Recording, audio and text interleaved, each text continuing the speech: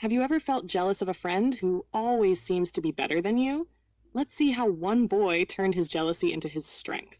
Once there were two good friends, Aaron and Karen. They had been classmates since kindergarten. Aaron was always ahead of Karen in every field, whether it was studies, sports, or extracurricular activities. Aaron was always selected to perform in school programs and was famous throughout the school. Karen would try hard to outdo Aaron every time, but never succeeded. One day, when Karen returned home, he had a gloomy face.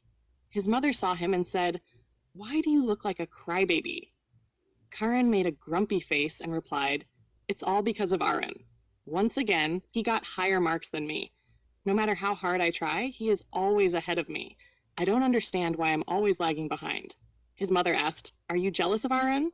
Karen replied, No. Why would I be jealous of him? He's my friend." Mother said, "Okay, listen carefully to what I say and tell me if you agree." Karen nodded and began to listen.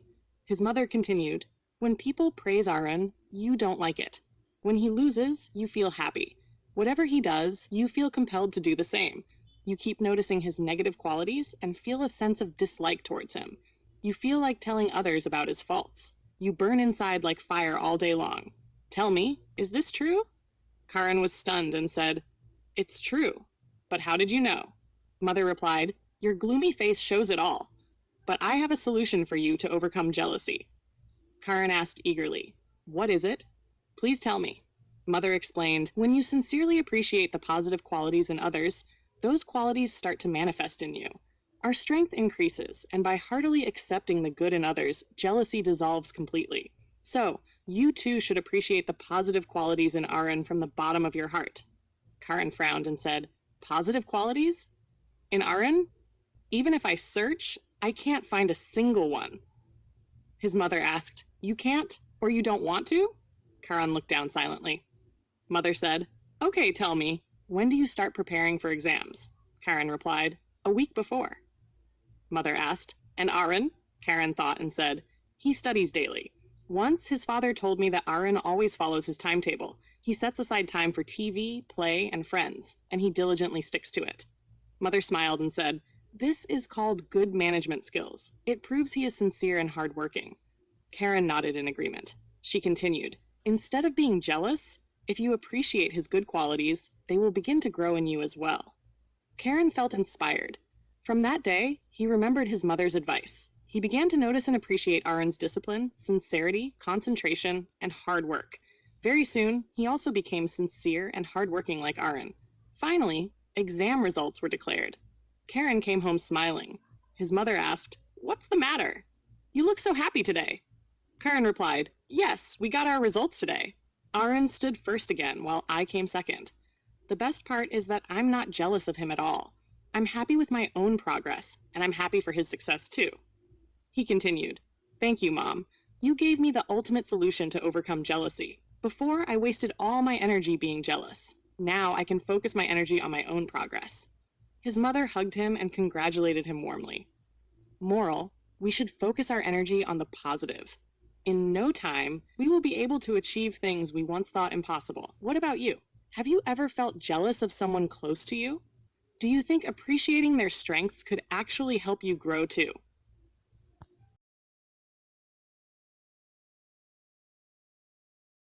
To teach us the greatest lessons. A shop owner placed a sign above his door that said, "Puppies for sale." Signs like this always have a way of attracting young children, and to no surprise, a boy saw the sign and approached the owner. "How much are you going to sell the puppies for?" he asked. The store owner replied, "Anywhere from $30 to $50. The little boy pulled out some change from his pocket. "I have $2.37, he said. "Can I please look at them?" The shop owner smiled and whistled. Out of the kennel came Lady, who ran down the aisle of his shop, followed by 5 teeny tiny balls of fur. One puppy was lagging considerably behind. Immediately, the little boy singled out the lagging, limping puppy and said, "What's wrong with that little dog?" The shop owner explained that the veterinarian had examined the puppy and discovered it didn't have a hip socket. It would always limp. It would always be lame. The little boy became excited. "That is the puppy that I want to buy." The shop owner said, "No, you don't want to buy that little dog. If you really want him, I'll just give him to you." The little boy got quite upset. He looked straight into the store owner's eyes, pointed his finger, and said, "I don't want you to give him to me. That little dog is worth every bit as much as all the other dogs, and I'll pay full price. In fact, I'll give you $2.37 now, and 50 cents a month until I have him paid for." The shop owner countered, "You really don't want to buy this little dog. He is never going to be able to run and jump and play with you like the other puppies." To his surprise, the little boy reached down and rolled up his pant leg to reveal a badly twisted, crippled left leg supported by a big metal brace. He looked up at the shop owner and softly replied, "Well, I don't run so well myself, and the little puppy will need someone who understands." And that's when the truth hits. Value doesn't come from being perfect. It comes from being loved and understood. So I leave you with this. In a world that often overlooks the broken, will you choose to see their worth?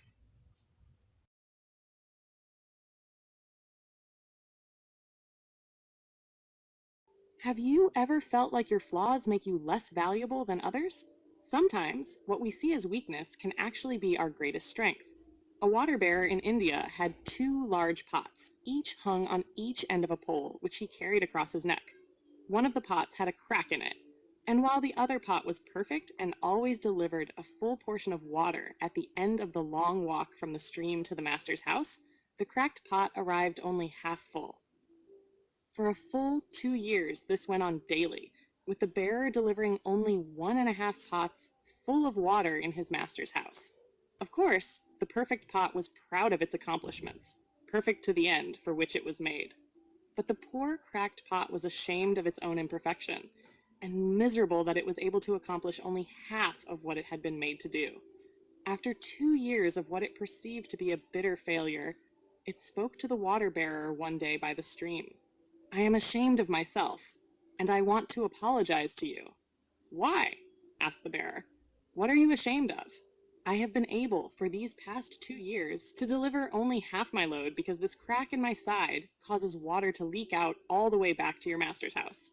Because of my flaws, you have to do all of this work, and you don't get full value from your efforts," the pot said.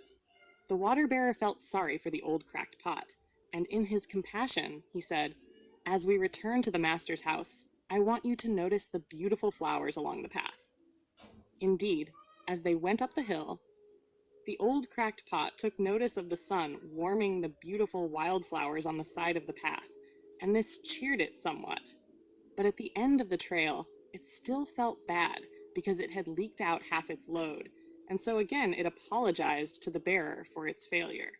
The bearer said to the pot, "Did you notice that there were flowers only on your side of the path, but not on the other pot's side? That's because I have always known about your flaw, and I took advantage of it. I planted flower seeds on your side of the path, and every day while we walk back from the stream, you've watered them. For 2 years, I have been able to pick these beautiful flowers to decorate my master's table. Without you being just the way you are, he would not have this beauty to grace his house." Each of us has our own unique flaws. We're all cracked pots. In this world, nothing goes to waste.